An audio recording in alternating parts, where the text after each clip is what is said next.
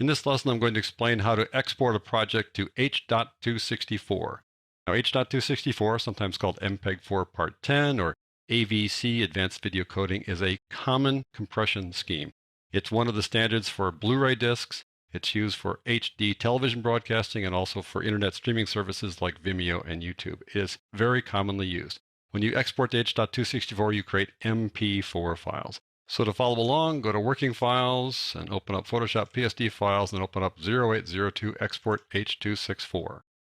This is my edit of the dressage lesson that I shot. I have it here so you can get some video editing and shooting tips and also get a sense of how to put together a story here.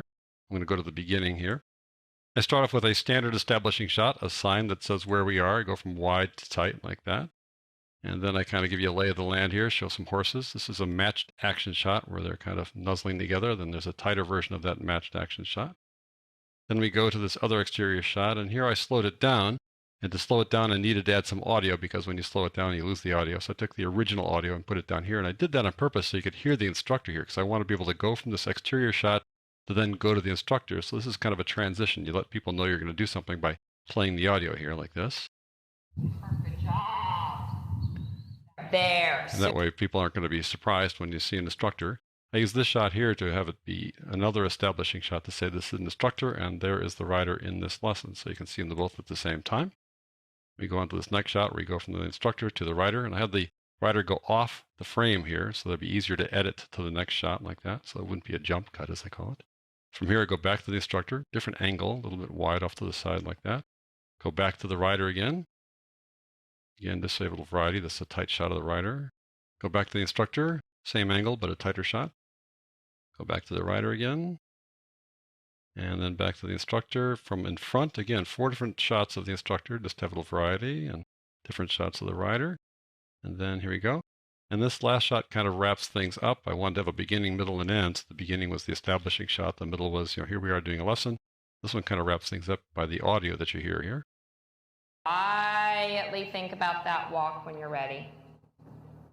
Good for you. Good recovery. So it just kind of says we're done now. So that's what I try to do when I do little stories. I want to have a beginning, middle, and an end, and establishing shots and closing shots, and a variety of angles and a variety of shots.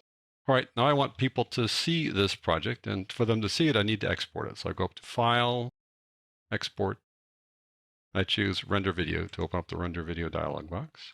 I need to do a few things here. Right now I've got to name it. I'll just choose the name that we've got for this project, which is right there. And it says MP4 at the end. That's the extension. That's because the format that's selected here is H.264, the one we're going to use.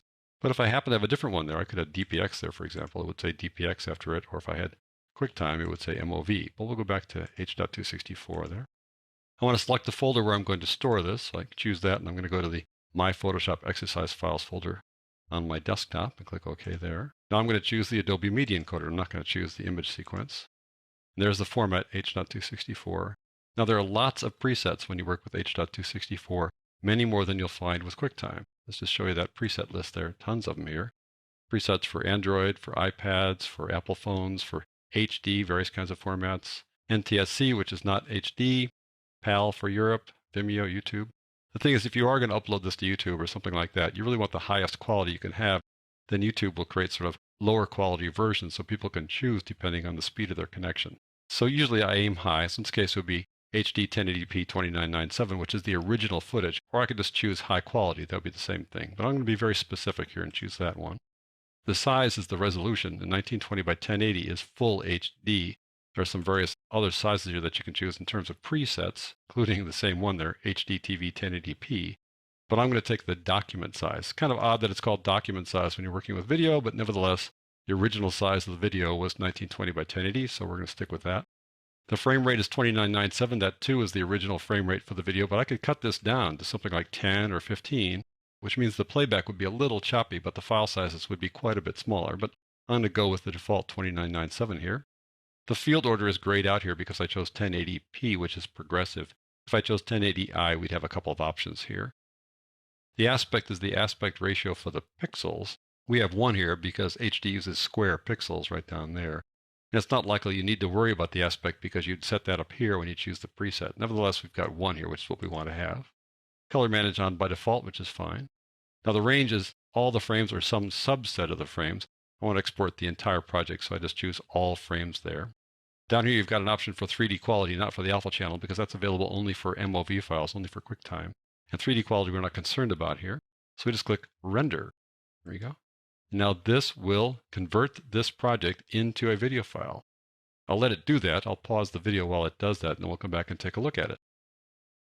All right, the rendering process is just about wrapped up here. This is a 1.5-minute video, and it took about 4 minutes to do this rendering. All right, I want to take a look at this. So I minimize this, and I go to the My Photoshop Exercise Files folder. And here is the video. It's an MP4 file. Double-click on it. And there it is. I'll just jump ahead a little bit here. Super, much better. There you go. Let's wrap it up And then here. quietly think about that walk when you're ready. Good for you. Good recovery. There we go.